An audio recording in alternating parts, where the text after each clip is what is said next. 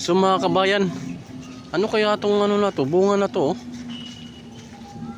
Oh, lalaki. Nyug siguro to. Lalaki, oh. Ngayon ako nakakita ng ganitong bunga. Ano kaya tong buko siguro to? Malamang buko to, eh. Daming bunga, oh. Daming bunga buko. Oh, yung may mga ano, oh, nalaglag na siguro, mga ano yan. Yung kukuprasin. Daming bunga, oh. Alam ko na, kay Mito. Kay Mito to. Malalaki lang siya kay ano, yung mga imported na kay Mito. Ang dami, oh. Ang daming ano kay Mito. Akala ko ano siya, buko. Dahil ganito kalaki yung buko, eh.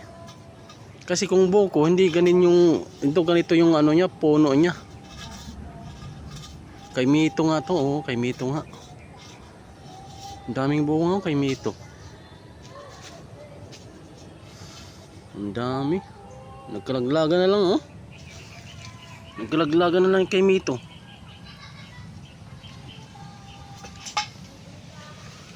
Ang daming bunga. Ayun, oh.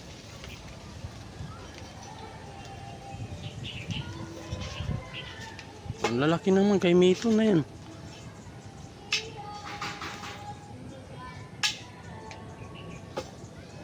Kay Mito nga to siya.